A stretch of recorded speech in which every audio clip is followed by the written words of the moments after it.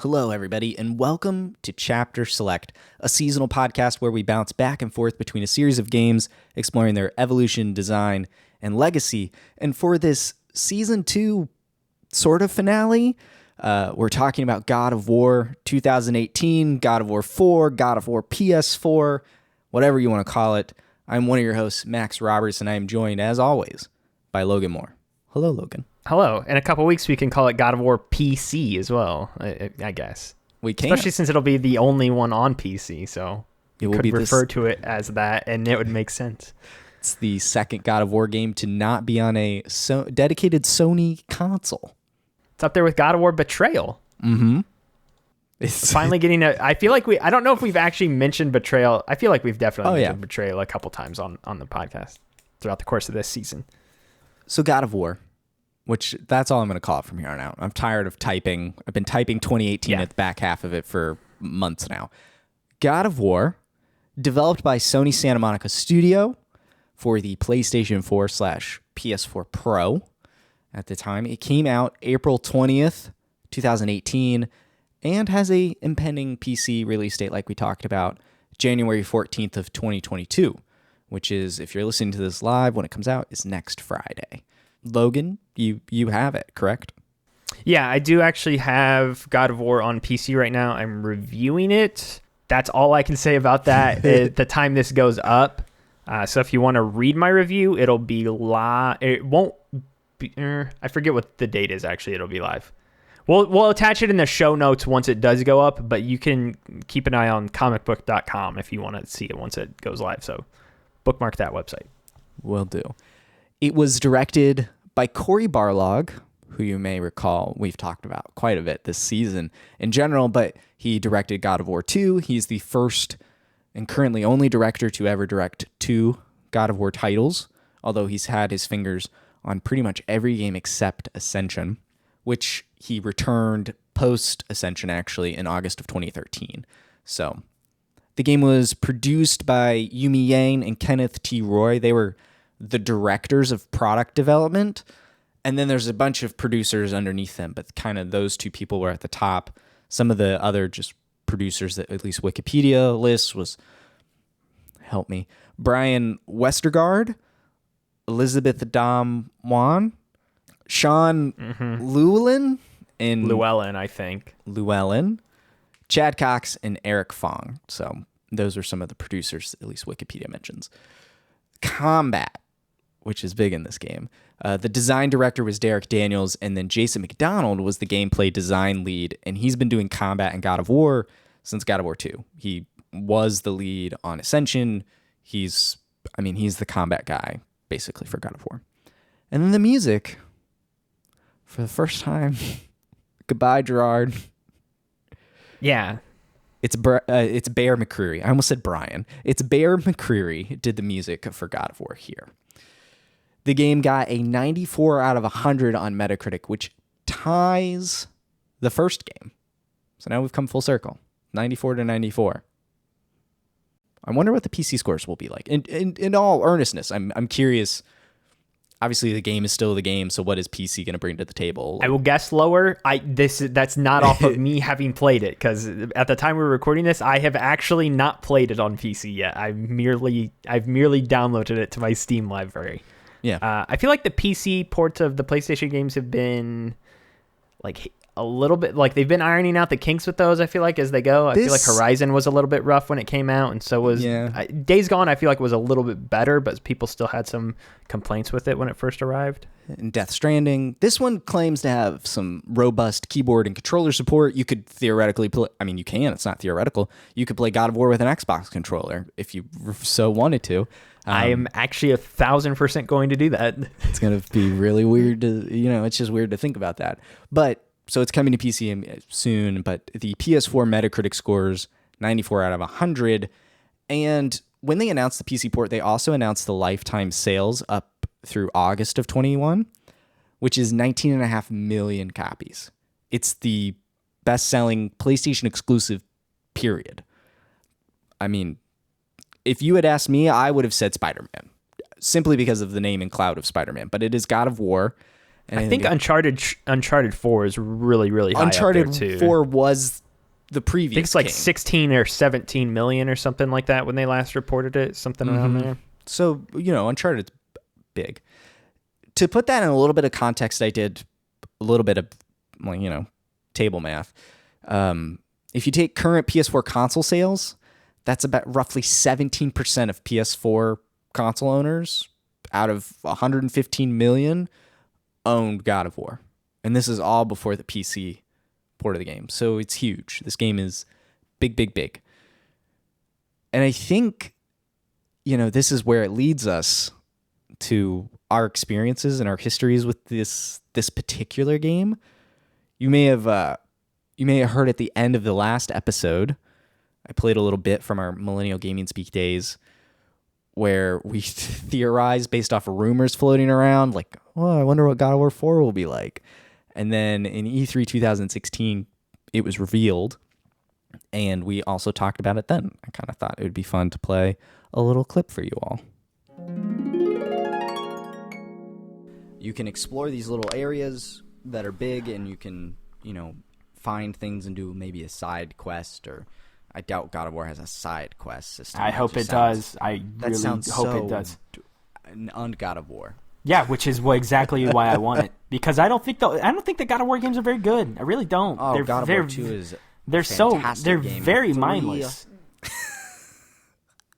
Logan, do you think God of War games are mindless? I mean, they kind of are. I feel like any action, I would say the things I would say in order for a game to not be mindless was that it would be that it needs to have a lot of like writing and constant narrative in front of your face. I'd say half the God of War games I would say are somewhat mindless by that barometer. I'd say 3 and 2 probably are a little bit more engaging. 1 and Ascension, I would say you really don't have to pay too much attention to. Same with the handheld games, but yeah. I was I've talked about it on the show, but I was not the biggest God of War fan back when we did our old show. And even now, like we've done this whole series now, and I would not say that it's one of my favorite franchises ever. I like this game specifically. If we're gonna go into our own histories now, which I know is coming up on our notes here. No, yeah, we're in it. We're in it and living it. That clip there, as you can clearly tell, I was not the biggest God of War fan until this game came out, and it totally made me do a 180 on the series as a whole. And that's still very much how I feel. Like when I think about God of War, the things that I love about this series, I'd say 80 to 90% of the things that I really like about the series are all associated with this game in particular. And there are, and we've gone back obviously now, and I think some of those previous games are actually quite good, especially like Ghost of Sparta is the one that remains like a surprise for me out of the ones that we have played over the course of this season. But yeah, I am a God of War 2018 fan first and foremost, and then all the other games are very far. Like if God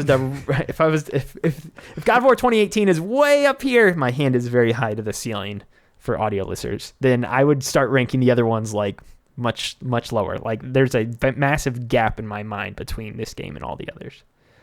Yeah, at that time, I'm out there defending God of War. If the whole clip has me saying God of War 2 is great, because you've loved these games for a long time, which I think you've talked about quite a bit over the course of this season. Like, waiting at midnight to get Ascension and all this other stuff. We all make mistakes. Midnight launch for God of War Ascension was probably one of them, but I do love the God of War series. But there's no question in my mind, no doubt, that 2018 is the best one of the bunch and one of the best games ever made. It's quite easy. So I was going to ask you that while we're, just talking, like, this has been on my short list of favorite games ever, or greatest games of all time for the longest time. You texted me when we were both playing through this and you said, I think this is one of the best games ever. Well, I remember in 2018, we were at DualShockers at the time together, and we were doing our Game of the Year list. Yours was either God of War or League of Legends. I honestly do not remember. It was 1,000% God of War. Yeah. Okay. I know League was always up there. Just calm down. So it was God of War, but I chose that year Spider-Man. And it wasn't like a Red Dead, which I was shouting like Red Dead's amazing, or God of War wasn't a great game. It was just I had more fun playing Spider-Man. And that was kind of my philosophy at the time for Game of the Year. If I could retroactively go back, it's God of War hands down. This was 2018's Game of the Year. This is one of the best games ever made. It's incredible. I think this is the best game of last gen, like hands down. Like if I was to say a game of the generation or something like that, I think this is the best game of the last generation of consoles. And it's also my favorite. Like this is probably a top 3 to 5 favorite game of all time for me. I would agree with the top 3 to 5, and I could be persuaded of the last generation. And I think a big part of that in what we'll get to is how they reinvent God of War. That's a huge part, but they keep the legacy intact. Specifically, our experiences with the game, I was actually quite fortunate enough to work on the wiki guide for IGN with this. So I was on a team with Brendan Graber and Casey DeFreitas working on this game. I did a lot of the side quest stuff like Fafnir's Dragon, those quests. Doing all that stuff was really kind of my wheelhouse for that game. And I was able to get the game 2 weeks early, which, I remember this It was one of the few times that I get games before you. And when Ragnarok comes around, I'm sure that the tables will have turned, all things staying the same, all things being equal here. So I got the game 2 weeks early, and I was at an art show when I got the email that said, here's your code, go, you can download it. And I went, we got to wrap up this art show, we got to go. So, you got to go home and download 40, 50 gigs. So I downloaded through the night, and then I woke up early the next day. I still had a dog at the time, and I thought, I'll go out in the living room. The dog will stay in the bedroom, and I can play in peace. This did not happen. So I had to, before I chopped the tree down, the dog was whining, and so I had to go let the dog out. And then the dog laid on the couch while I started the game. It was not the most ideal scenario, but... And then the rest of the time, I really just played at my desk on my tiny TV, recording and writing and doing guide work, and worked on that for all that time. So that was kind of my first go-around with God of War 2018. I played about half of it again with my wife, Abby. She was watching the story, but then we just kind of dropped off. She wasn't super engaged like she was in The Last of Us or other games. So she's never finished it. I don't know. I tried. And so we stopped at the dragon or shortly after the dragon. So, I never platted the game back in the day. I never finished all the quests. When I do guides, I usually just do the work I'm assigned, and then I'm drained. I dip out. So I never properly finished it. Yeah, that makes sense more now that I think. Like, I was always shocked that you never platted this. And then when I think about it retroactively, it's totally because it was a work assignment. Like, there have been games that I've wanted to go back and clean up trophies for, and I just never do because it's like a work thing. I associate it with work for some reason. There's just like a mental And I had that there. with this game for a long time. Even replaying it with Abby, my goal wasn't to plat it. It was just do the story. And I wasn't doing a ton of the side quests or collectibles. I wasn't worried about any of that. This time around I was, because I platted the other games. It's like I can't not plat God of War now. So I did go in with I looked up, there were no missable trophies, and I went, all right, I can play the game and clean up stuff at the end, and I did. And we were together when I finally beat the Queen Valkyrie and platted the game, so that was a very exciting moment. What about you, my friend? So yeah, I played this one when it came out. I literally took the day off of work to play this, so I went and got it.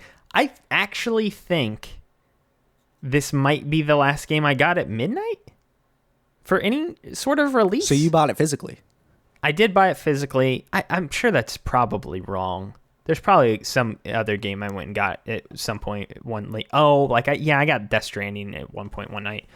But yeah, I went and I got this at midnight or 9 o'clock or whatever the heck it was with GameStop.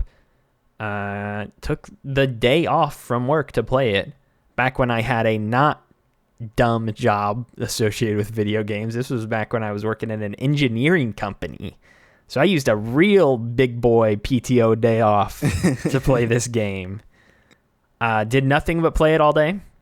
Woke up the next day on Saturday, did nothing but play it until it was beaten. And that's 2 about days. it. This time around, I did not do that. I still played it pretty quickly. I'd say I took about a week to play it this time. Sounds about right. In a couple good chunks of time, though, is how I played it. So yeah, first time I played it, though, I immediately was done with it and I've been waiting on what is now Ragnarok for the longest time. I don't think there's anything... Didn't you, am I remembering this right, but didn't you buy your TV for this game? Kind of. Like, this was when I bought my TV. I think I had bought my TV like 6 months prior. So when I was thinking about games that were coming up that I was like very excited to play, this was definitely one of them. So this was, yeah, one of the first games I really played on my 4K TV that I could think of that was like a hot new release, and I had a PlayStation 4 Pro, and I was like, okay, this is gonna look great. This will look awesome, and it did. The game still looks great. I mean, I played it on PS5 this time, as did you. It looks very good. Yeah, it was a very weird thing coming this game, being like, all right, another God of War game. Let's sit down and play this. Oh yeah, this game's not that old like all the other ones are. That's kind of strange. So yeah, the game, I don't think it, resolution wise, did you think it looked a lot better on PS5? Did they bump up the resolution at all? Okay. You have to, what's the context to how I played it again? I played it on a 21-inch 1080p monitor. Yeah. I was now playing it on a 55-inch 4K OLED at 4K 60s. So like the upgrade was big to me. Yeah. I think it looks great. It's a checkerboarded 4K on PS5. Well, it was on PS4 Pro as well, but to get the 4K 60, it's a checkerboarded 4K. The PC release is confirmed to have native 4K. So okay. The bad thing about that is I don't have a 4K monitor. So time to take the tower downstairs, buddy. I don't know. But I probably will not be doing that. But I guess I could. You could unplug. But do I want to? No, I don't. Bring the TV upstairs. Carrying on the tradition really quick, your first trophy was obviously April 20th of 2018, and you got the platinum on May 6th. So it took you just about 2 weeks to plat the game. I remember when I platted it too, I believe. Wasn't it like 3 or 4 a.m.? The trophy says 5 in the afternoon, so... But I don't know where that's localized. Yeah, or even when it would have synced, because like yeah. PS5 syncs immediately, but PS4, yeah, you weren't syncing right away. So, because I thought I stayed up very late, and I was like, I will not go to bed until the Valkyrie has died. I do understand that feeling now, and we will talk about her. But before we get into gameplay, I'm actually saving gameplay for the end. I feel like we need to talk about the story first, which is weird for a God of War game because really the story, maybe outside of like 2, Ghost of Sparta, and 3, I think those are the most narratively heavy of that Greek bunch, and that's not a lot of weight, it's like lightweight story. This is obviously pivotal. I recall when the game was revealed, a lot of initial online reactions or jokes was, oh, wow, they've Last of Us, God of War. Look, Kratos and a boy, like going across the Norse realms. It's hard not to deny that, especially considering what PlayStation was doing at the time. And Last of Us Part 2 was already announced. It was, it was just kind of the thing at the time. But this is so much, obviously, more than that. And so... we've pivoted from Greek to Norse. He's actually got a child that he's actually a father to. There's a lot to dig into here. Where do you want to start? I think the place to start is just Kratos in general, because he's still very much the same character. And that's the best thing about this game in a general sense, and you've said this before, is that they did not reboot it and throw out everything that came before, which they probably could have. They could have just been like, okay, we're going to make Kratos the main sort of catalyst for this war that we're going to have develop in the Norse realm, but he's a totally different character, and basically he's just going to be a conduit for the player once again to rain down havoc upon the Norse pantheon and have that be it. And I feel like if that would have been the direction, we would have been like, okay, that's fine, that's understandable. You can't just have this man going from realm to realm and trying to kill all these gods. But no, they did not do that at all. But in the process, they made Kratos an actually interesting character. I would still say, even though we played the other 6 games in this franchise, I would not say Kratos was a great character that I really enjoyed whatsoever until this game. This game retroactively, I think, makes him a more interesting character in those other games. If this game never came about, I think anything positively about Kratos from the previous 6 games we've played.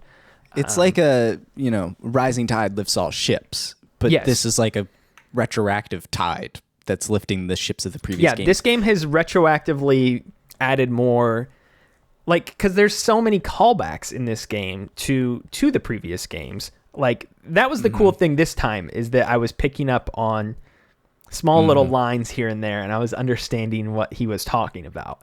One of the ones that stuck out to me most, I think, is pretty early on. Atreus says something about how the fates have determined something has to happen, and Kratos just says the fates don't know anything, or something like that. And it's like, oh, he totally is referencing God of War 2, or when Freya makes him go to hell, and he says, oh, the realm of the dead, and she says, have you been there? And he says, not this one.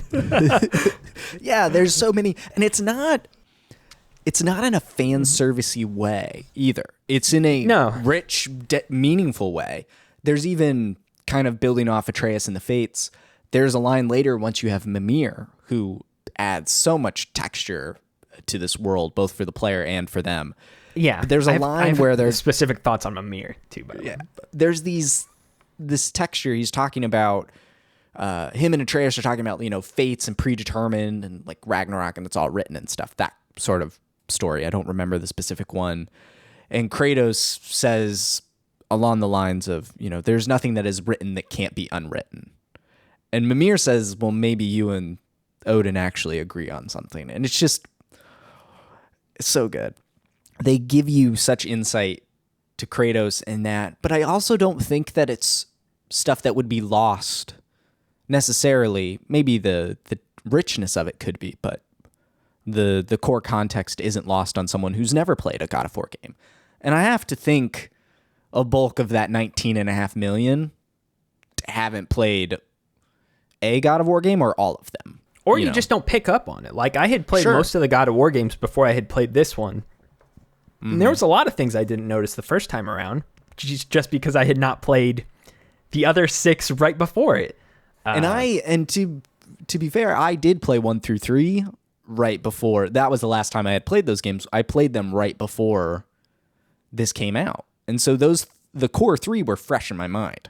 So I was picking up those things then. The only fan servicey thing, and it's the perfect fan servicey thing, was the boat captain treasure. There's the note specifically calls out, like, I've left the Greek realm. I have the key. I don't remember that captain. I didn't find it. Is it a side quest? It's one of the treasures. So when you platted the game, you saw it. Yeah. But you likely did not do it this time around. Yeah, to shed, that's actually something I meant to mention previously, but to shed some insight onto how I played it this time around, it was totally just a story run through, and then I was done. And that's not because I don't think the side quests are good or anything like that. It's just time consuming, and you weren't getting trophies this time. Yeah, partially. Well, when you play it on PC, you'll get achievements. So it's the best. I think it's one of the best decisions they made with this game, was keeping Kratos the same. Both, physically, he still has a scar on his stomach from when he stabbed himself or when Zeus stabbed him, however you want to portray that one. And it lets the dynamic, I mean, the story of the game is that people can change. It's Corey's own story, because when he had left Santa Monica, he was not married. He could have been dating, who knows. He was a single guy, went off to go work with the Mad Max guy. I'm blanking on his name. Crystal Dynamics? No, the Mad Max director guy. Oh, Romero? Or is that his name? No, George Romero. I don't know. Now I have to look this up. Now it's gonna bug me. Why did I think Romero? Because George Doom? Miller. George Miller. He went to work with George Miller. Was out working. I had the first word George in my head, and then I went to Romero, who's went to Doom. No, I went to Night of the Living Dead. Zombies. So he, went out, and by the time he came back in August of 2013, he was married and he had a son, Hilo, who you can see prominently in the documentary Raising Kratos. And it's this whole, Corey's own life is a huge inspirational thrust for reshaping Kratos.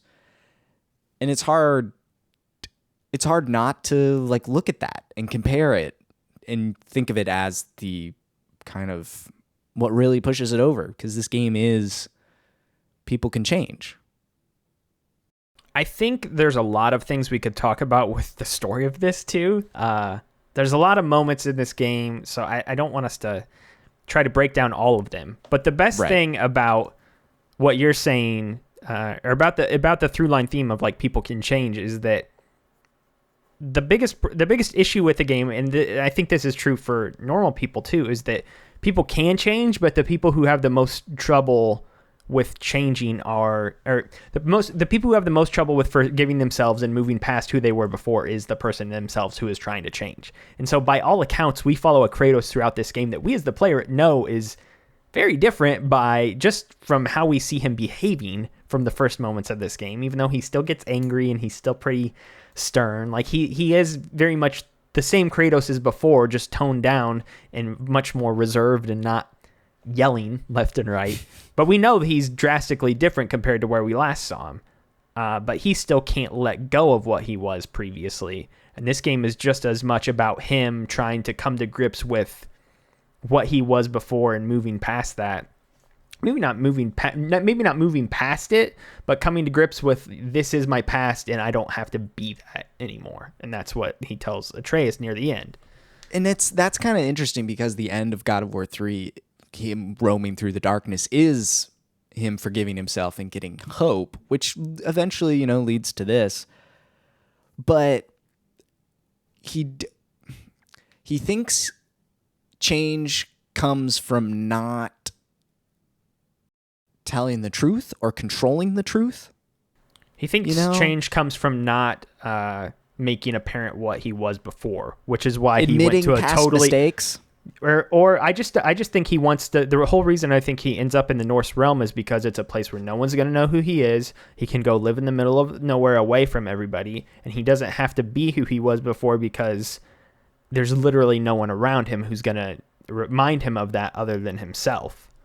But it's very much this story is very much him having to come to grips with it personally about who he is, he's very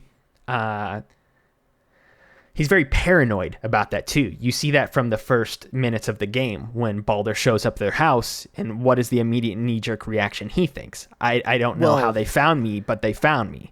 He is so freaked out that I mean yes. That would be the natural inclination, and us as the players are led to think that too. Yeah, because we know what Kratos is. Yeah, but really, we all have no idea. He's really looking for the giants. But even however much longer later this is after the Greek games, we don't really know. I think we've talked about it before, but fan theories and people have tried to piece together things that this is hundreds or thousands of years potentially after he destroys the Greek pantheon. We're not really sure, but even all those years later, he is still freaked out that outsiders such as Baldur showing up and knocking on his door is going to know who he is and is going to he's going to get served, or his sins from the past. Found out. Yeah, well, not only his secret, but his sins from the past are going to come due and he's going to get punished for it. He's still very, very paranoid about that, to the point that he doesn't even want to tell those closest to him, such as his wife, or he doesn't want to tell it. Faye knows. Faye knows, but he also said, I don't know. This is we could get into the weeds of some of the story beats of this game. He says to Atreus that she knew my true nature. He says she knew his true nature, but he also acknowledges that he kept things from her, because he says at the end when they find out she's a giant, he says, looks like I wasn't the only parent with secrets, which to me says that he did keep some things hidden. To me, that's just saying that both parents kept secrets from Atreus. Well, he didn't even know she was a giant, so that means that was hidden from him, which for him to say apparently she wasn't the only one, I wasn't the only one to have secrets, means that he hid some things from her in turn. That's how I viewed that. It could be both. It could be what you're saying as well. Yeah, but yeah, there's some nuance and texture there that we could be dug into. But Mimir also knows who Kratos is. Well, so he's got a good idea. He says that at one point too, like, "Oh, I thought you were Greek."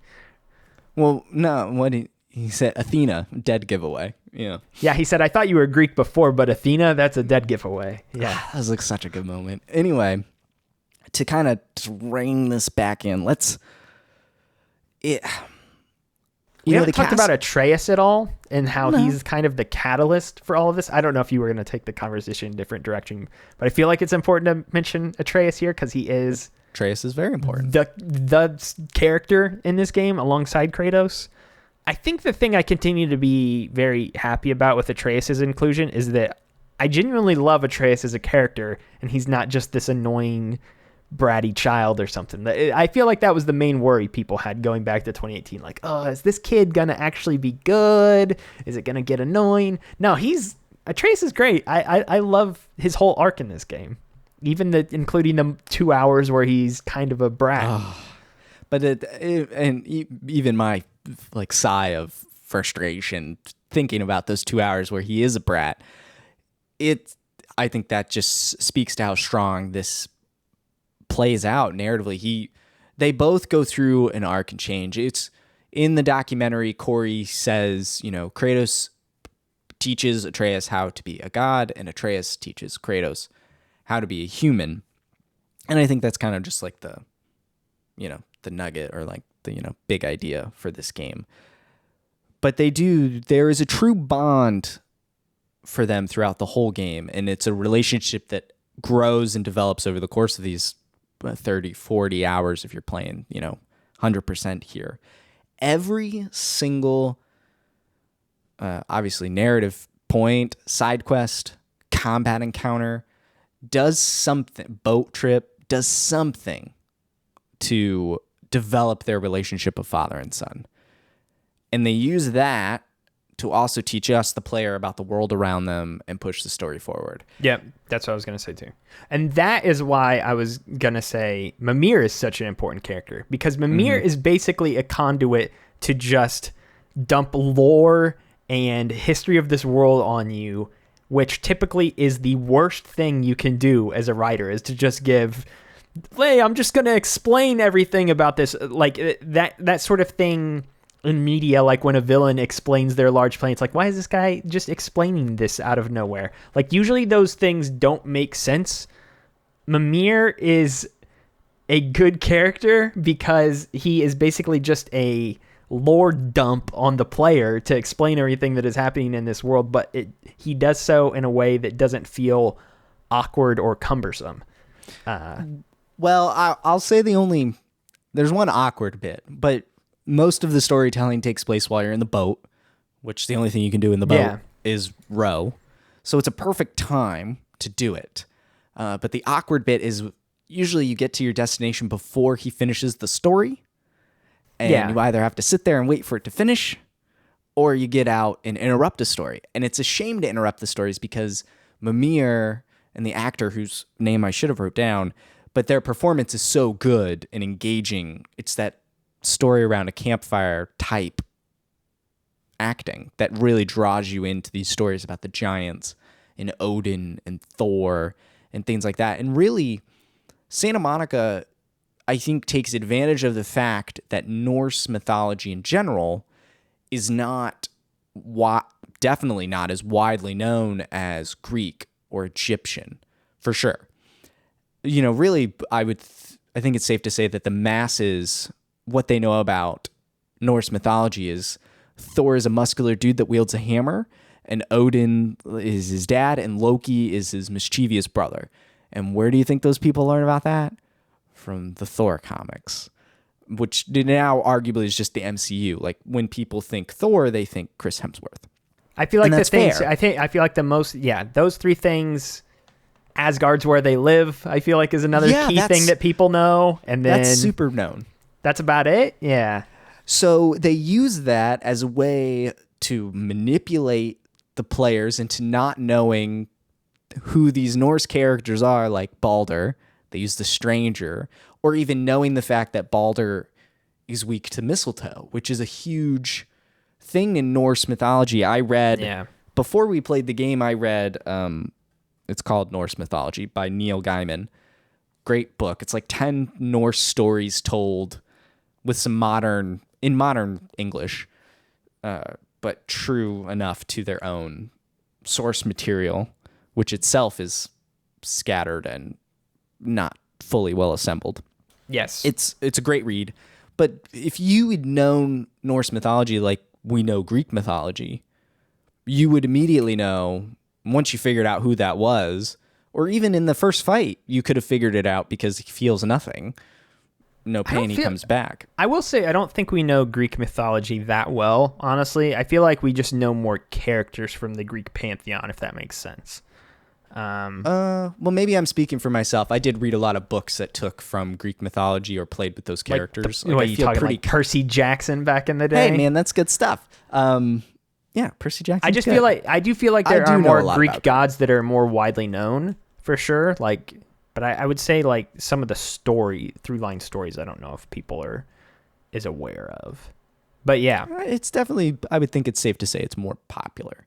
But they use that to their advantage, and it works out great, and it's fun to learn new things, I think. And so it's fun to learn from Mimir too, because you learn that this is a very different Norse realm than the one you're used to hearing in popular media. Like, Thor is the hero character, not in this world. And the best thing about Mimir is that moving into Ragnarok, I feel like I have clear ideas of who all these characters are, and they are not in this game at all. You never see Odin or Thor. You kind of see Thor, but not really. Well, you see Thor's hip. You see Thor's hammer. You see Mjolnir, but that's about it. Yeah, but outside of that, I know a lot of very well detailed things about the major players in this world moving forward, and I know a lot of key details about, like, the histories of some of these characters as well that are in this world, and that's all an achievement to Sony Santa Monica's writing. Like, the one thing I would praise about this game from start to finish is that the writing is just so good.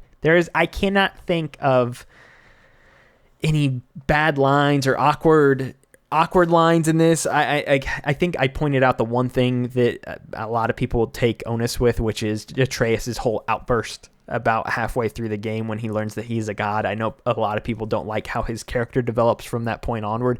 I think that makes sense, though. If somebody came through that door right now and told me I was an immortal god, I think it would change how I feel when I then go to the grocery store and I see a bunch of, get a load of these lowly peasants, I'm the god here. Like, and you have to think Atreus is also especially if you're like boy. Yeah, he's like a 10-year-old kid. So if you tell a 10-year-old kid that, it's going to really be amped up. Especially when he knows that his dad is, like, I think the biggest thing about that too is that he pieces together these things about his dad in that moment. It's not just that he is cocky and being mean to people because of his own power. Like, I'm a god, I can kick your butt or whatever. No, it's because he now understands why his dad is so strong and why his dad is able to do the things that his dad does. So he's really he's really running his mouth with the hope that his dad will cash those checks with his axe later on, because he doesn't really understand why his dad just has this super strength or whatever. Like early on, he's like, "Oh, my dad's always been strong or whatever." But he doesn't understand why. So yeah. Anyway, story-wise, I don't know where we want to go from here. We've touched on a whole lot of things. There's a lot of other things too. I mean, I guess the one other thing I would like to say about this game, though, really quickly, and I think one of the biggest achievements about the story is that they do some fantastic storytelling here. And there are really no characters in this. Like, the amount of characters in this game, you can almost count on one hand. It is Baldur, Atreus, Kratos, Mimir, Freya, and then you can throw Modi and what's his brother's name in Magni. there? Yeah, you can throw Modi and Magni in there, and then the dwarves, Brok and Sindri. That's about it. And Modi and Magni really aren't in it to really even count as characters, I would say. It is really the dwarves, Kratos, Atreus, Mimir, Freya, Baldur. That's the cast of the game. And then I would count Thor and Odin because they are just discussed so prominently. They and are. Their They are, for presence sure. can be felt, and Thor's can literally be seen in the statues, and even Odin's ravens, where you knock them out. But Odin. But can is you think of everywhere. another game where a player or a character has such a large impact on the storytelling that is not ever in the game? Like, I can't think of an instance like that. No, it's pretty rare. Like, and they hard do to a lot of really heavy lifting in this script and in this story with very minimal players actively being involved with what's going on. It's a quantity quality thing, and every character is there to serve the purpose of pushing Kratos and Atreus forward and developing their relationship and leading them through change. Every single one of them. There's a video, I watched it before this. I said that you've watched it before, but there's I'm pretty sure I've watched it, yeah. Untangling God of War. It's by Good Blood. I think the guy's name is Jarrett. I just watched it before, but he talks about this and how each character has a broken family dynamic or relationship, that those elements are used to help push Kratos and Atreus through their own change in relationship. Brok and Sindri's brother kind of fractureness, Freya and Baldur, Odin and Thor, Magni and Modi with their father Thor. It's this whole, each relationship is used to help reflect back on Kratos and Atreus. And it's a really great video. I highly recommend it. So it's just one of those games where everything is layered, everything is there for a purpose and a reason, and it comes together in a rich tapestry that when you're done with the game, you have nothing left to say but wow. And there's really a lot, and I wish we could go on forever. We really could. I feel like we have to draw a line at some point with this stuff. Yeah, there are a lot of things we could say, and I want to try and keep this a little bit tighter. So I want to kind of move on to the looming topic over this whole season, the music. We actually probably have some very nice things to say about the music this time, or not nice things. We've said nice things in the past, but I think we'll have more naturally to say about this one. Yeah, I've talked about, I think I mentioned it in a previous episode, but my favorite thing about this score, and the reason that I like it so much more, is that I feel like it has such a diversity of instruments that are involved here. It's not just your standard orchestral score. There are some more unique instruments that are core to this score's, the music in this score, than a lot of the previous soundtracks in this game series. And I think just from that just makes the soundtrack more diverse. But there's like a looming darkness to this score, which I really, really like. Like, even the main theme of the game sounds just foreboding, and I wouldn't say evil or anything like that. It just sounds ominous, like something is happening. And that's one of the first lines from the game that I actually really love, is that, actually, I didn't mention that before, but one of my favorite lines in this game is right away when they chop down the tree and they say something feels different. Kratos says, "Yeah, don't try to think about it too much," which is an awesome line because it's referring to one that obviously we know what it actually did was chopping down the tree and all that stuff and how that affected the world around them. But it's also a message to the player, like, yeah, we know we changed how this game works and how this game plays, and it's not a top-down action game anymore, and it's a third-person action game. Try not to dwell on that too much, though. Anyway, back to the music. Sorry. Yeah, I think this is one of my favorite modern scores in a game. I just think Bear McCreary's work in this game is it just matches God of War really well too, in all the ways, whether it be just the main themes with Kratos and Atreus, or the different character themes that come up throughout the course of the game. Some of the fighting themes. I think the Magni and Modi fight that I'm thinking of, I really like the fight music during that battle. It knows how to get really big for the huge moments, but it also knows how to dial it back as well, which is something I really can't think of specifically with the previous God of War soundtracks. Like, mainly because I don't feel like the previous God of War games really had like quieter moments. But this game does, and those moments are really paired quite greatly by the soundtrack. That was one of the things I kind of wrote down, was this soundtrack has room to breathe and a chance to have subtlety. There's touches, and sometimes the game is just quiet. There's no music at all. It's just sounds of nature and the environment you're in.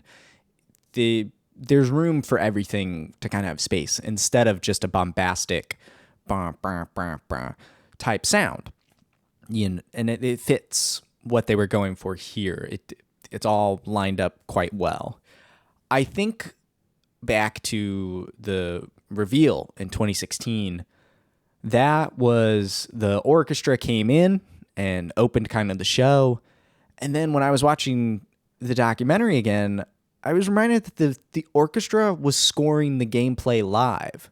Like there were, it was all, there's an emphasis of the music this time around, and it just comes in and matches wonderfully. There's even the choir, which they went to like Iceland to get the choir there to sing in, as close of a native tongue as possible. And it's so that, that's just a level of authenticity that really only big budget could get.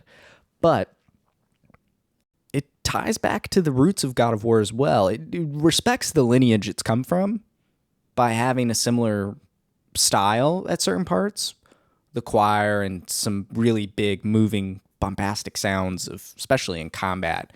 But there is a cadence and rhythm here that, mirrors the plot and what you're doing quite well. It doesn't overwhelm you.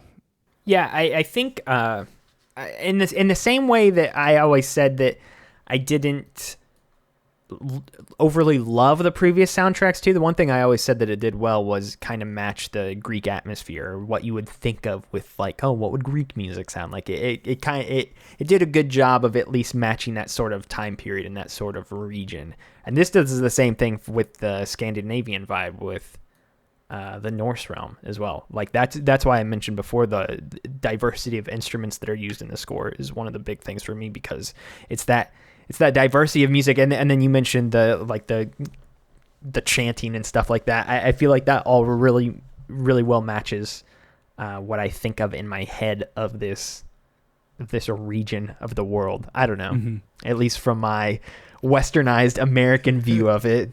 I've never been to this part of the world. I don't know what it's actually like, but if you were to ask me what music would sound like from this region, I'd say, yeah, it sounds like that based on everything that I've been told. At least from this, mythological perspective, it definitely mirrors it quite well. Yeah. It's one of the best. It's, Sony actually really crushed it as far as soundtracks go for a lot of their exclusives in the PS4 gen, and this is no exception. I'm excited to see where they take these themes in Ragnarok and push that forward, because we could see that in the Greek games, like where they would take the themes and push them or not. And so I'm excited to see Bear McCreary's second go at this soundtrack and this world and these themes, because you have to imagine, Faye's theme has to be in Ragnarok. Like these moments and themes are going to come and evolve. How is Freya's different? I want to hear that Thor music.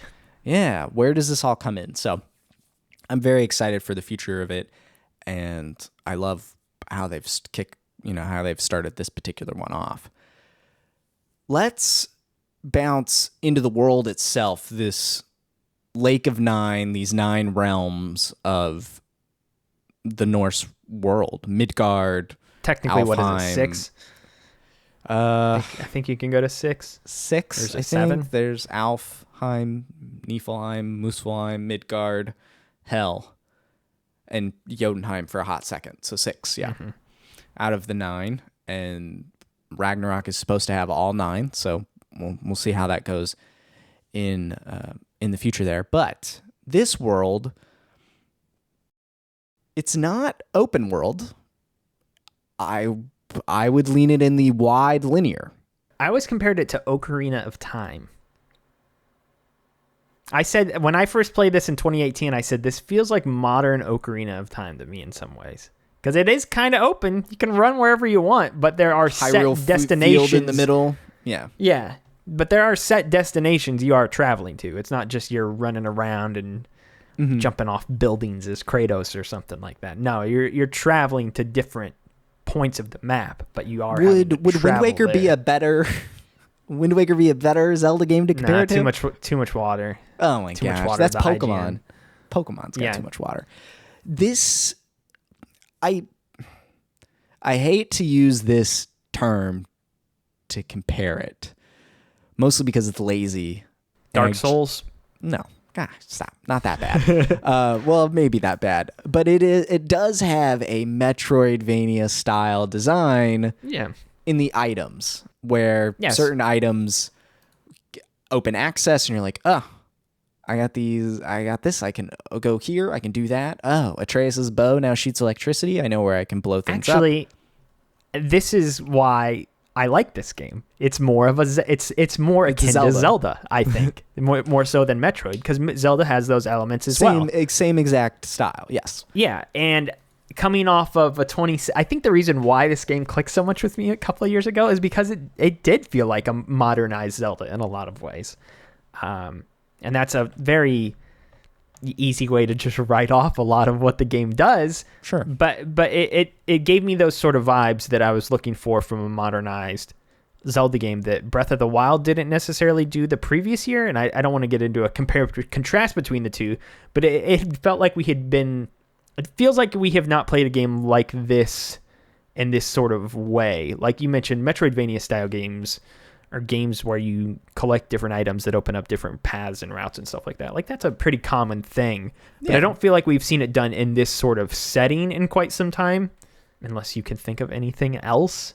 Not off the top of my dome, but this, I think it mirrors the narrative as well, because when you get to the Lake of Nine the first time, obviously the world serpent, like everything is surface level, and then it's one level down and it opens up and it spreads a little bit more. There's some side quests that tie in to the story and their relationship, and then it lowers more, and then you go to the frozen giant and you learn even more, and then it drops all the way to the bottom, and then you have full reign of Midgard and then the other realms as well.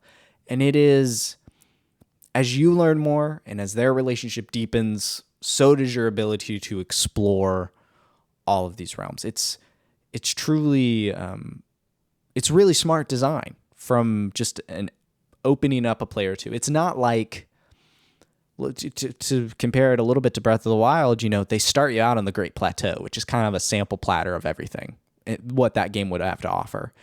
And then they let you out and guide you to certain places, but you could go anywhere and do anything in that game. This is, let's ease you into Norse and Midgard, and then now here you go, have the whole thing. And so I really enjoy it. I think the realms they chose, Midgard, Alfheim, and Hel, all feel fully realized. Hel, maybe not. I mean, it's kind of the bridge here between the other three, which would be Niflheim, Muspelheim, and Jotunheim. I would say it felt fully realized more from a narrative, storytelling. Because they aspect. tease. There's a lot of stuff they tease in Hell too, like that big Valkyrie bird thing. I want to fight that.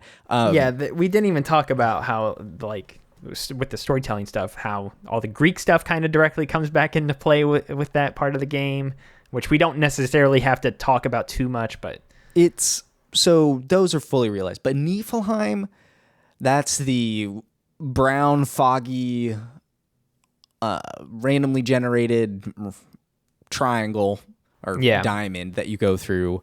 And then Muspelheim is just a combat arena up a volcano. And then Jotunheim is literally a narrative walk up a mountain, and then you don't go back. I don't even know if you can go. I don't think you can't go back post game. Yeah. I'm hoping in the future that those are fleshed out more, or that you could do more in them. That would be great. If not, I'm a little bummed, just because it does make the game feel smaller, especially when you're chasing the platinum and a little bit of the post game. But Midgard and Alfheim, that is the bulk of the game, and I like it. And then Hell is a bit more puzzly. It's good. Like, what do you think? I like the tease as well of the other realms that we can't go to. It just, you want to go to the one you actually know the name of, Asgard, and you want to go to Asgard. I love that you can't. That's great, but it's so smart to take the one thing that people do know and not give it to them. Because I remember the first time I played this game, when I could start to see the end of the story coming about, I was like, wait, we're really not going to go to Asgard in this game? And like at the time, it was such a surprising thing because you just assumed that would happen at some point in this game. And I love that you assumed you'd see Thor at least. Yeah, you assume that these certain gods are going to show up, and they never do. And that's great because I feel like that stuff keeps, as we said before, it keeps the story focused on Kratos and Atreus, and it really lays the groundwork for them. Okay, now we can go do that stuff in the next game. But Kratos and Atreus are much stronger characters. Like it's funny because the things I am looking forward to in the next game are more now about how Kratos and Atreus and everybody else are going to develop as characters. Less so coming into this one. The first time I was like, oh man, I hope I fight Thor as Kratos. I hope I fight Odin as Kratos. Like those were the things I wanted coming into this game. And now it's totally flipped. And I think that's an old God of War mentality. Yeah. What were we all thinking when we went into God of War 3? Oh, I want to kill Zeus. I want to kill Hades. I want to kill Poseidon. Yeah. I want to kill them all. And I think they intentionally stripped us of that and then built up a better, stronger, healthier desire to see this relationship grow. It's just the character stuff I'm most excited for. Yeah. Which is very strange in a lot of ways. Yeah, for God of War, it's great. As far as how the world is structured in a general sense, though, it feels large, but not so large that it's ever like impossible to travel around or anything like that. I guess the thing that I like is that you start walking towards the mountain early on, and then you can slowly continue to see yourself like getting closer and closer and closer to it, and you feel like you're making progress towards it. And that, I feel like the mountain, at least in Midgard, always kind of centers where you're at in that world. They use it as such a centerpiece, landmark-wise, early on, that I always kind of find myself in proximity in the larger game world to how closer I am to the mountain, if I can see it. I don't know if that's the same way for you. Mm-mm. What I'm saying is it really makes this world feel interconnected and more fleshed out. And you feel like you know all these different areas of the game. Like even when you get on top of the mountain later on and you're kind of surveying everything beneath you, you're like, oh, I know that spot. I know where that's at too. And I know where that's at. Like it feels like a vast world, but not so vast that you don't know all these places that you're traveling around because they take time to show you around all of these different areas. Yeah. It's a knowable world. It's not even like a Witcher 3. Where because a lot of, I mean, again, we said this is not a normal open world game in the way that you would think of it, but a lot of open world games, like I can't tell you anything about them really. Like I can't tell you like anything about the game worlds themselves. Like I don't have it mapped out in my head. Like I feel like I know every area in this game for the most part. It is. That's why I keep calling it wide linear. It is. There's room to explore, but there is a direction to go. And they funnel you down. It's like the Madagascar part in Uncharted 4 or the Seattle part in Last of Us Part 2. And I'm using those two Naughty Dog examples specifically, but it is a wide open space that they're funneling you a certain way or certain paths, but there's room to explore. Now, God of War is an evolution, like the next step of that, where there is more to do and smaller contained areas and zones and richer exploration than those two games have to offer. And it's super smart and well done, and I love it. I did feel like this world felt smaller this time around, but that's because I was familiar with it already going into it. Like I knew where everything was going and how big the scope was, and I think that made it feel even more knowable and like the platinum ultimately more attainable. So it's I really like this space, and I'm curious to see how they expand upon it, because back to Zelda briefly before we pivot, like look at Majora's Mask, which took Ocarina of Time's assets and engine and built a sequel rather quickly. This is a similar concept of taking the same worlds, adding 3 new realms, possibly expanding on things we already know. Clearly, Midgard is shaken up by everything being frozen in winter, so like there's a setting change, but the physical space is the same. Like Midgard, you could go to a new space in Midgard, but Midgard's still going to be Midgard, you know? Yeah. And I'm curious to see how they do that, how they expand upon the world we know, and how they add to the parts that we don't know. So it's going to be fun to see how that goes. Not to get too in the weeds, but it looks like Fimbulwinter, I think that's what it's called. That's going to totally change just how you get around Midgard specifically. Well, I don't know frozen. how that'll affect the other realms as well. But change in climate seems to be the main answer to your question there, at least in regards to Midgard. I just meant more physical space, locations, like things to do.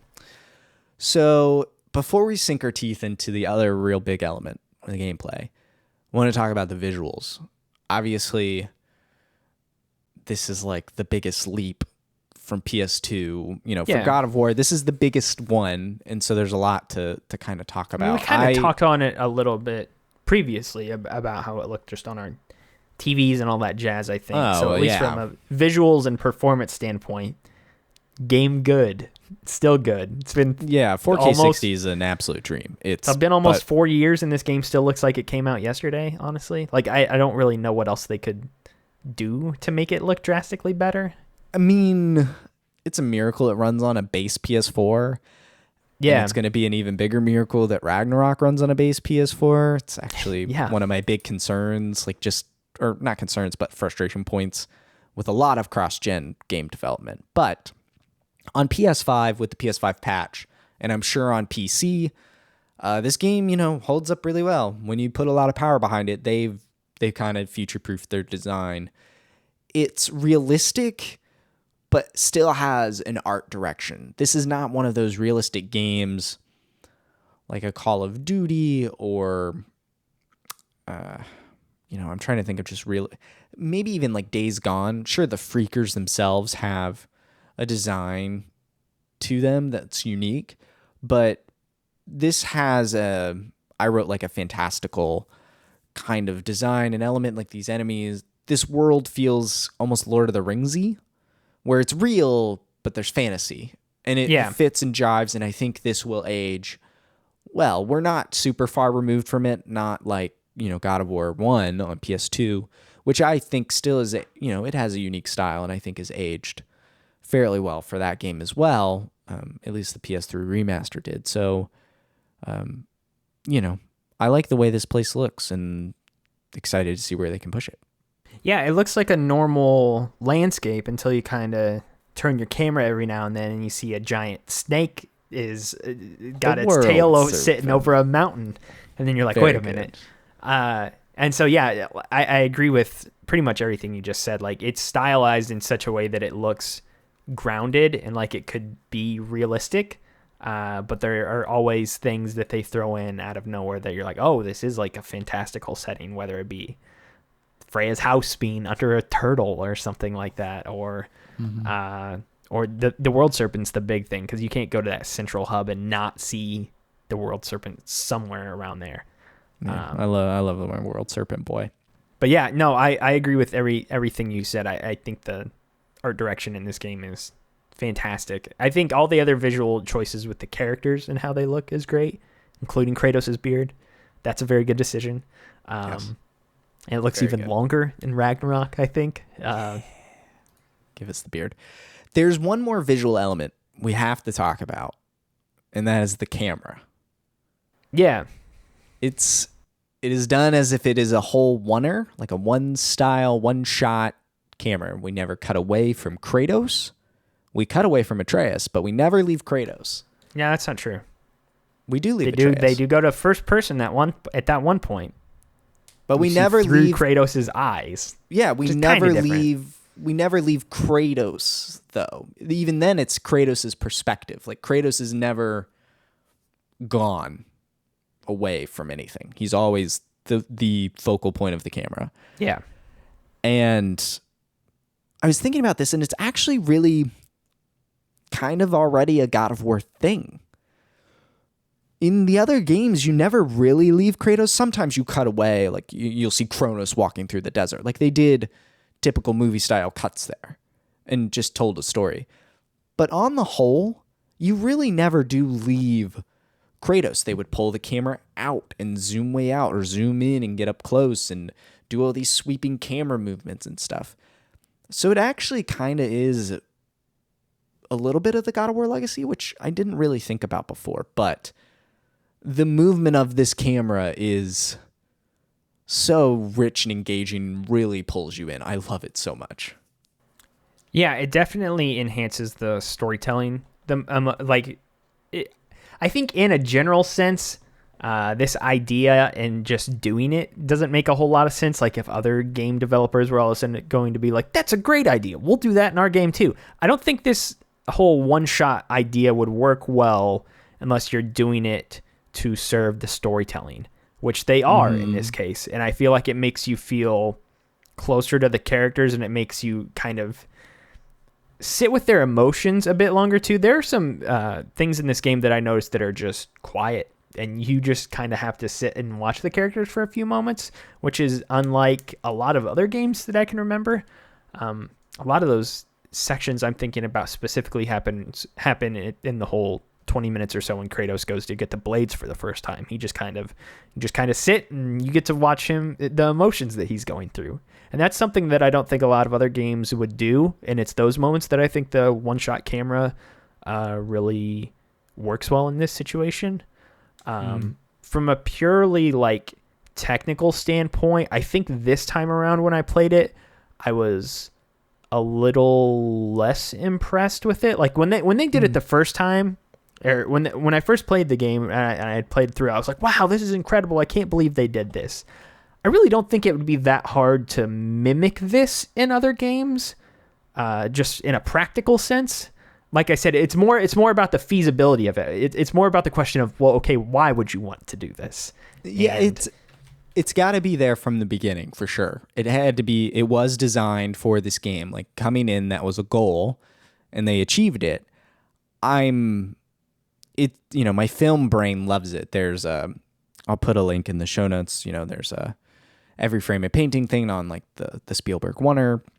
I think it's Spielberg, but it's, this great cinematography type technique that really does enhance, and they use it for reveals and pans and pushes, and it just sucks you in the whole time. And I've fallen in love with it even more this time around.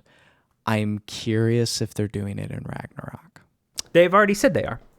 Oh, They've already confirmed that they are. So there's your answer. Very good. Yay.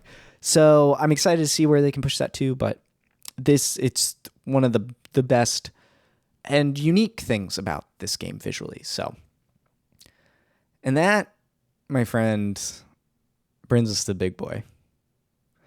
Gameplay. And it's not a God of War game. We've been talking about how mushy Kratos is. Big softy over here. Kratos ain't no softy. A lot of combat. Kratos wielding that big boy axe. Logan, in the God of War 3 episode, we were like, dang, they made some pretty good weapons here. Like, they finally figured out stuff that I would want to use besides the Blades of Chaos. Except they're just different Blades of Chaos with different weight or powers to them. They did what if you had asked me before, I wouldn't have thought possible. They replaced the Blades of Chaos. And then they gave them back to us. Yeah, let's talk about the axe. The axe in this game is, I mean, it's one of the best video game weapons ever. I think a lot of that is because you can. I think the big thing that dawned on me this time, the reason why I think it works is because you can chuck it. I think if you couldn't chuck it, I think a lot of the reasons why I like it fall away. And it's not just because, like, throwing it in a general sense, I don't think does a whole lot. And like I don't just throw it rapidly one by one at people, but it's how it flows with everything. Like without that, I don't think the combat flows. It's because you can call it back. Yeah. Yes. Yeah. The callback feels so good. There's a momentum and there. you can lead into different combos with it when you call it back. I think that there is a sort of flow with that weapon because you can throw it that the blades don't have, because it's more of a single target focused item weapon. Same thing. The blades are still better for large groups, and you can still fight large groups of enemies with this. There are plenty of abilities that allow you to do that. But yeah, the way you can combo in the game with this thing, and I lean on a couple combos in particular that I probably shouldn't have spammed too much, to be honest. I feel like that's always my downfall in these games, is I find one or two good combos I like, and then I just spam them so much. But when you really break out of your routine of doing that, and especially once you fully unlock everything that this thing can do, it's really baffling, like, how much variation there is baked in with just the axe on its own. And that's not even accounting for swapping back and forth between the blades and the axe, which the final boss fight really specifically encourages you to do. You literally have to. I mean, you have to in the final fight, but it's something you should probably be doing throughout the second portion of the game regardless. It honors the legacy of the blades by having this light and heavy attack. It feels really good on the shoulder buttons, specifically R1 and R2. Yeah. To having the heavy attack be on the trigger, and it being an axe, you're kind of heaving it, you're chopping. That just feels right. And I'll admit, this time around, I had trouble because we have just come off playing 6 God of War games. And at first I was like square and triangle. I was trying to use those the whole time. But once I got into the rhythm with this game this time around, R1 and R2 just feel really good.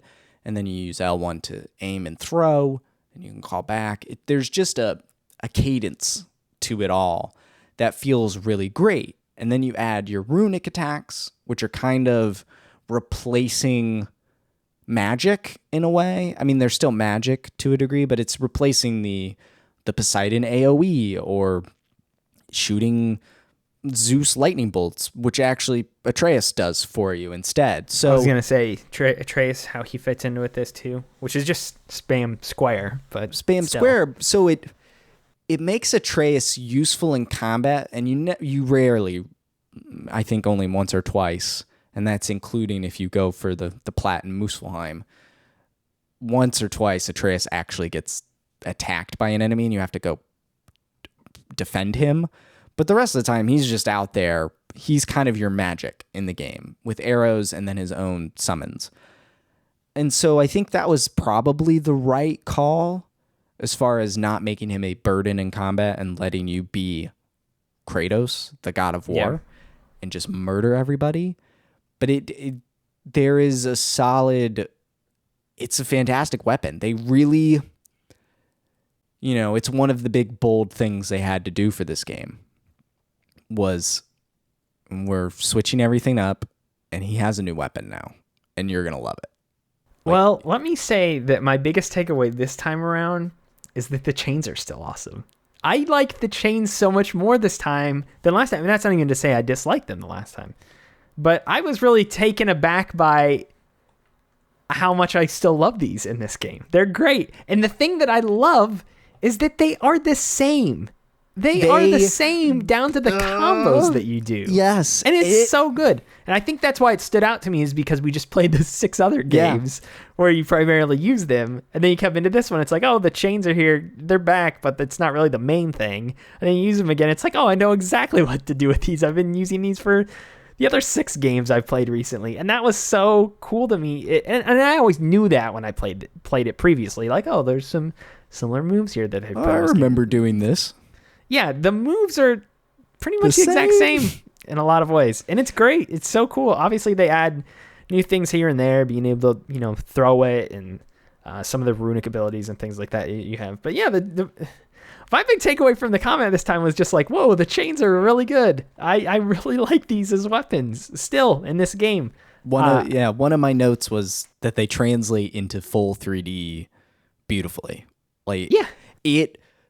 It just works. And I don't know, on paper, almost it shouldn't work. You look at God of War on PS2 and you go, that combat works in 3D over here. Like, that doesn't compute in my brain. It makes more sense for Kratos to be in Mortal Kombat than it does necessarily to translate the blades to 3D on paper to me. But in action, it's flawless. Yeah, I mean, I didn't think we would see these, but I mean, when I remember when this game was first coming out, I was like, they have to put the chains in there somehow, but I didn't know how they would do it. Like, I felt like they had to be in this game, but I wasn't sure how they would be implemented. And I was the opposite. The exact way that they were implemented before, basically. Like, they really didn't change that much. And I don't know why that wasn't something in my head that I didn't think they could just do. Mm. Yeah. But it's really wonderful to have them be in the game and feel as good as they do. It's like, wow. They basically, we've said all season long that like the Blades of Chaos are one of the most iconic weapons of video games. And the fact that they made another most iconic weapon in video games, they kind of had to one up themselves, or at least meet expectations. They really set the bar 15 plus years ago. Yeah. So to do it again, it's quite a feat. It's, bravo, because I love it so much. It's so good. The puzzles, very light, like just spin a tile, find a letter. I think I like that though, honestly. I wrote that they're like little Rube Goldberg machines. Like you're not necessarily pushing blocks or anything. I like how it centers. I like how it centers around the weapons, because that was the one thing about the previous games that I never thought they did well. The puzzles were always just kind of their own thing, and they never really involved the chains or. In some of the games, you would get different one-off abilities, and like, reflect this beam or something. Sure. And, like it would give you things like that you would have to use every now and then. It really only centered around the weapons in the sense of hit this switch or break this. Yeah. Like this game, right from the get-go, and it's the thing they lean on the most, which is use the axe to freeze things in place. Yes. That's the most common type of puzzle they show you, but I still like that they are using the axe in that way. To solve problems? Yes, that is good. Yes. The only real puzzle, I think, is the tier temple stuff, where you kind of have to like navigate an obstacle course. Yeah. And figure out that you have to flip the temple, but that's not even really difficult per se. It's just narratively you figure it out and then you go do it. God of War was never really its earliest incarnation is the most puzzle action platformer it ever was. Maybe God of War 2 to a degree as well. A little bit more puzzle stuff there, especially with the reflections like you were talking about. I would like a little bit more variety in the puzzles in the sequel. And actually, that leads me to my other thing. I wish there was more variety in executions, I guess you could say, and boss fights. There are really only three. There are three narrative main fights. there are 9 Valkyrie fights, which are fairly similar, like on the whole. And then you have bigger enemies, the trolls, which are boss fights. I'd say trolls are boss fights, but they're all identical as far as what you have to do to fight them. And the kills are the exact same. They feel good. They're great kills. Every kill animation is satisfying. But there's only one. But there's only one for the trolls. There's only one for the ogres. There's only one for, the lizard things. Like, I want a little bit more variety in executing enemies. And, God of War the previous games have a similar issue. Like a Cyclops, you rip their eye out. A Centaur, you slice their gut open. Maybe more contextual would be a better way. Like if I kill an enemy this way, or at like least where just is the blades? I'm sure those animations are hard to come up with. But I'm not saying this is easy. Yeah, I'm sure. At least just give us a couple different ones for each weapon or something. Yeah, like that. so like the blades, the axe, and then inevitably Thor's hammer when we get that, because what? I feel like that's a guarantee. Like if you kill a troll with the Blades of Chaos, it's the same execution. You just stick the blades in their giant pillar and crush their head. So I wish there was a bit more diversity there. And I get this was big and pivotal, it's changing everything. It's a lot of hard work. I'm not saying probably takes 6 months to make one of those animations. Yeah, I'm not saying this is easy at all. I would like a bit more. And maybe now that a lot of the groundwork has been laid for the sequel, maybe we can see that kind of diversity going forward, or more boss fights, because I would like more bosses. I think the thing I would like to see is not as much puzzles. I actually like that there wasn't a ton of puzzles in this game, and going into a game that is literally called Ragnarok, I don't know if I would like to see more cumbersome puzzles. What I would like to see, though, is more puzzles when it comes to the combat and the gameplay. Like I mentioned, the final boss fight with Baldur being somewhat like that, where it's not really necessarily like something you have to figure out. It's just he glows blue or red. Like you know what you got to switch to. It is prompting you to do other things other than just spam different triggers, whether that be switching up Atreus's arrows more or switching up your the weapons you're using. I think if the game could encourage you to use all the weapons in your arsenal a little bit more, this is something that Doom Eternal does really well, that I like about Doom Eternal. It forces you to kind of use every weapon in your arsenal in a certain way. In almost every encounter. Yeah, and almost every encounter. And I think that's really good because it makes sure that you're using everything that you have on you, and it makes every encounter also feel like it is pressing buttons. It feels like it's challenging you mentally rather than just your reaction time on your fingers or something like that, or testing how many different combos you may know to pull off.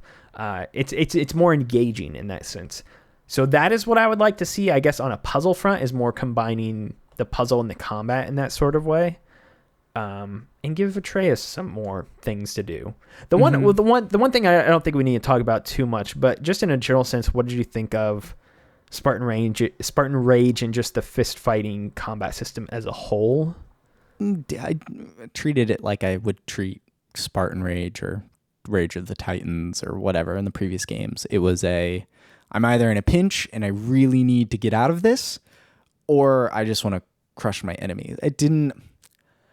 The regular fist combat, not Spartan Rage, I liked because that triggered the stun meter. So that was making me think a bit more of like, do I want to stun this or use Atreus to help stun and then rip this enemy apart? But the Spartan Rage in particular just felt like Superman mode. Like punch, get you out of there. It was something I didn't use all that often outside of the final fight with the Queen Valkyrie. So, maybe something there too, but it just, fine. I'm glad it's there. It's definitely more of that lineage, but I wasn't, This almost kind of leads me into my other kind of big complaint, I guess, with the game is the RPG element of it. Swapping your armor, your runes, your stats, all this stuff. It was a bit much. I like that it's there, but I think it's too much. There's too many things to worry about. Yeah, I think if they can narrow the focus of the system just a little bit in the next game, because in a general sense, I do like the RPG progression of, I just tore open a tear and these level 7 enemies just poured out that whooped my butt and I can't beat them. I will have to mark this on my map and come back later. I like that. It is good. But yes, the means by which you level up is pretty... I used the word cumbersome before about something else. It's definitely cumbersome once again in this way, because there's just so many different things that you have to take into account, and so many different things that you have to... You're constantly worried about, is my chest armor enough? My gauntlets? Oh, which runes do I have attached to this? Oh, these have sockets.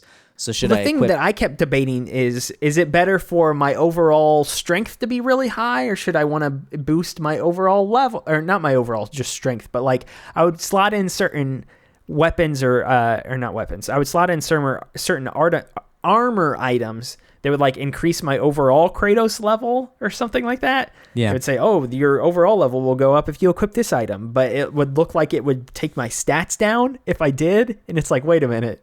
Am I getting better or worse here? Like what's the deal? So it's just kind of unclear in some ways, because there's just so much going on. Yeah, and they poured all of this into Kratos, and then Atreus was fairly light, and even the shield. Yeah, really, the shield had nothing.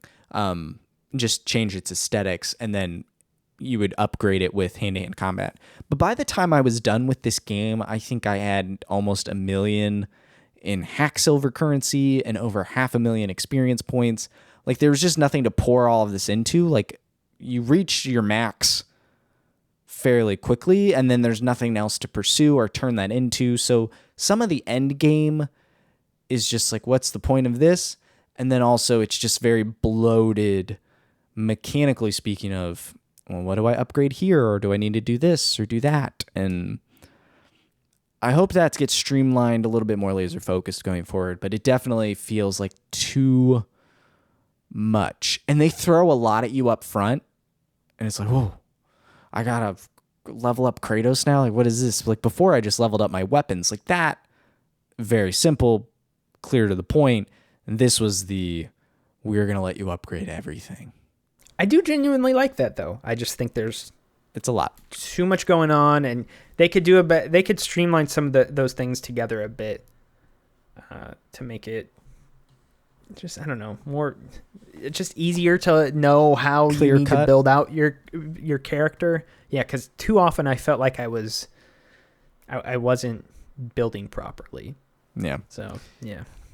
And as a personal note, I never chose any armor that was like full chest armor for Kratos, because Kratos should never have like fully clothed armor on. He is a man who runs around in a tunic shirtless. Like, he doesn't need armor. So I never thought he looked good in any set of armor that like was a full chest piece. So I think some of them look okay.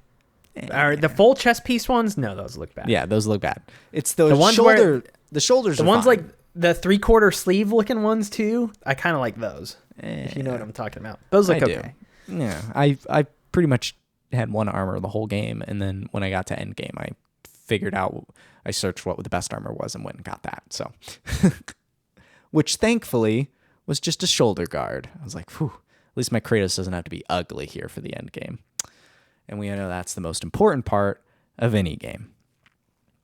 To kind of wrap it up, I just want to like briefly touch on the legacy of this game, which you pointed out in the pre-show where, you and I were talking. We kind of really did that with God of War 3 as kind of this end of the Greek era into the Norse era. Yeah. And I think you even said here at the top of the show, this is the game that turned you into a fan of God of War, and not that you're a fan of God of War, the franchise, so much as you are a fan of God of War on the PS4. I think that's the legacy. Yeah, I think this one definitely, it's weird because it's the 7th game in the franchise that I feel like really opened it up to everybody else and brought them in. I don't feel like this was obviously like not a small series or anything before this game, and it's not like people aren't informed of what this series was before. I think that's why this game is so popular, because people know the broad strokes of God of War, the original God of War games is, oh yeah, you play as a guy and you kill a bunch of gods, and maybe not the best guy in the process of doing that. So I think the story of this game and its focus on change, and I don't even want to say redemption, because I don't think Kratos is redeeming himself necessarily. He's more trying to, I guess, redemption more through his son would be the big key thing in this game, is to make sure that his own legacy. Yeah, to make sure that his son doesn't turn out the way that he did in so many ways, and that he can undo this cycle of fathers killing fathers and such. But yeah, I don't know. It's hard to talk about this game's legacy, because this game's legacy is very much just its own, but it is very much also still tied to everything that came before it. But I think it finds a way to stand on its own and just be a great game that anybody can enjoy, regardless of having experienced the other games in this series. And that's the thing that stands out to me, the most with this game. It's one of the things that makes it truly special. Yeah. I think the other thing, really quick, is this is the game that sort of saved, feels extreme, but saved Santa Monica Studio, because Ascension was critically and commercially not as big of a success as the previous games. They had spent 36 months in pre-production on a new IP that ended up getting canned. They were in this period of transition, and out of it came this, arguably one of the greatest games ever made, and certainly the most successful God of War game, clearly, not just by critical reception and sales, but just pound for pound. It's the best God of War game for now. You know, assuming they can surpass their own work here with Ragnarok. And that's truly remarkable. This was not an easy feat, and, you know, this game saved Kratos. It saved Sony Santa Monica. It made all of this relevant again. It put the studio back on top. It made Kratos a character people actually are invested in, beyond people like me who are just like, I love slicing up gods and Greek mythology. And that wasn't easy, and they crushed it. I feel like it really solidified the PlayStation brand as a whole, too. Like, this game, more than any other game, I'd say, of the past 5 years of PlayStation, I feel like really has, at least in our current era of PlayStation, I feel like when people think of, like, why is PlayStation a good video game publisher at the moment? Like, they immediately think of games like this. Uncharted as well is up there. And I mean, single-player narrative-driven games is Sony's bread and butter. Is what Sony's does. And right now, this is the game people think of. Mm-hmm. Especially because Last of Us 2 is divisive, and we haven't had an Uncharted in a while.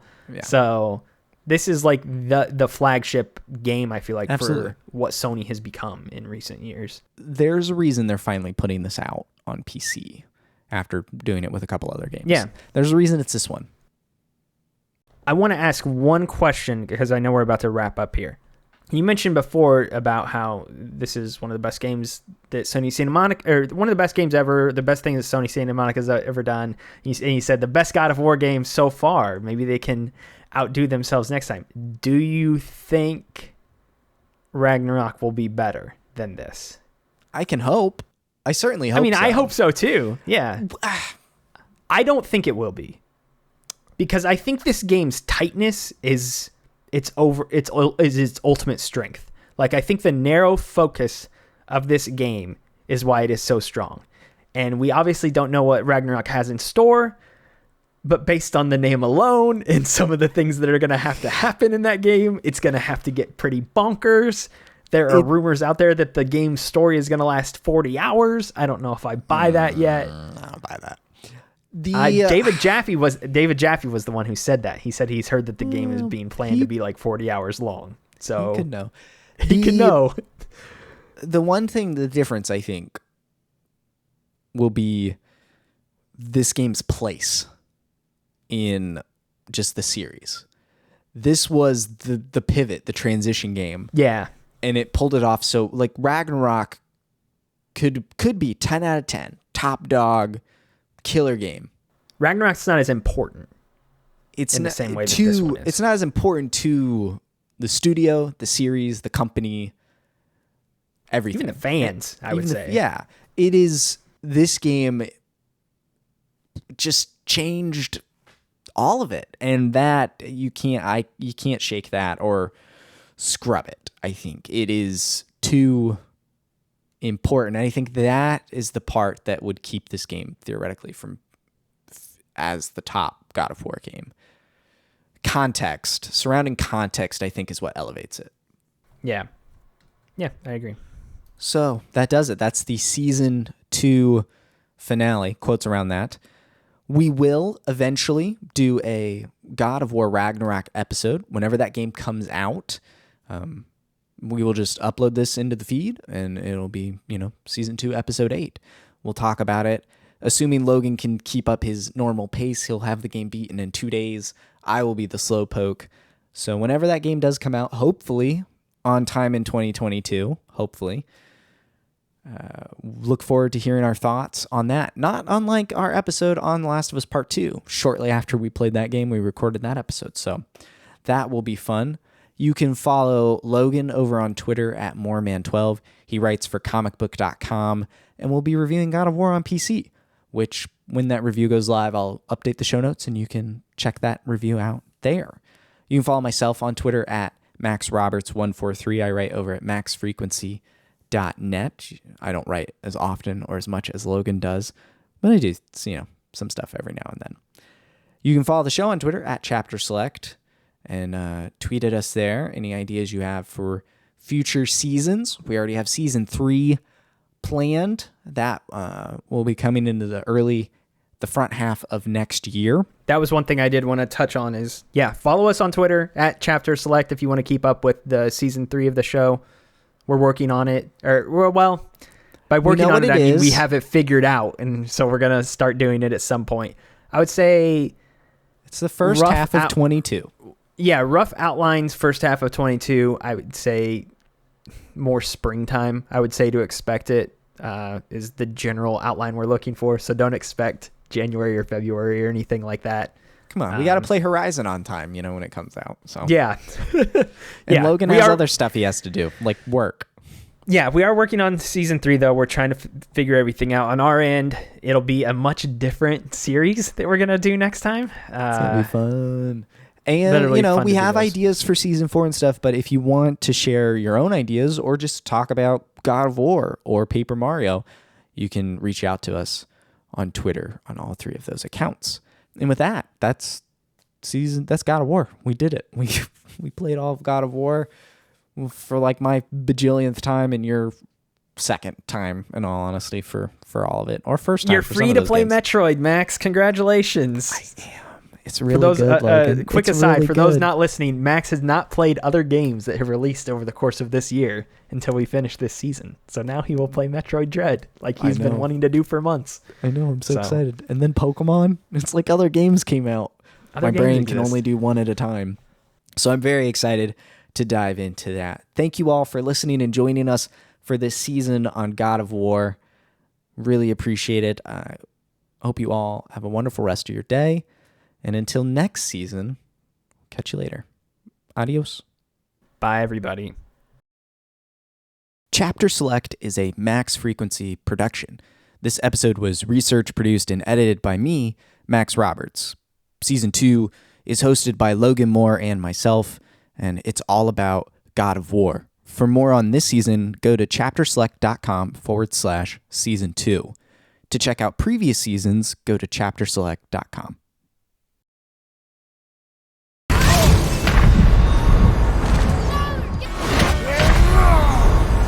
What's that fight? Right, that's...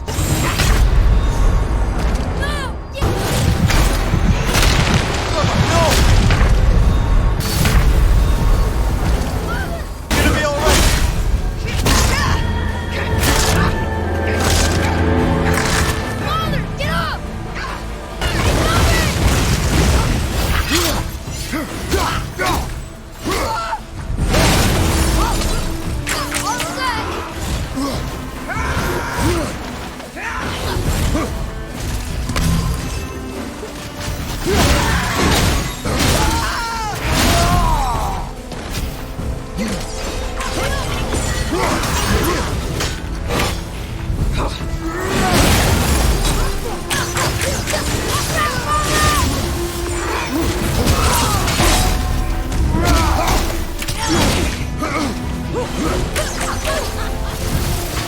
chain abilities up. Don't Yeah. rush towards it. You've got plenty of I'm health. not. I know, but I need to. That's a.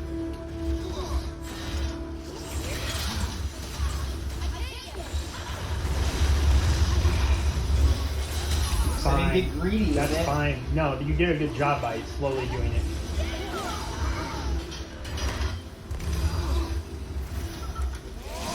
Alright, just keep playing it slow.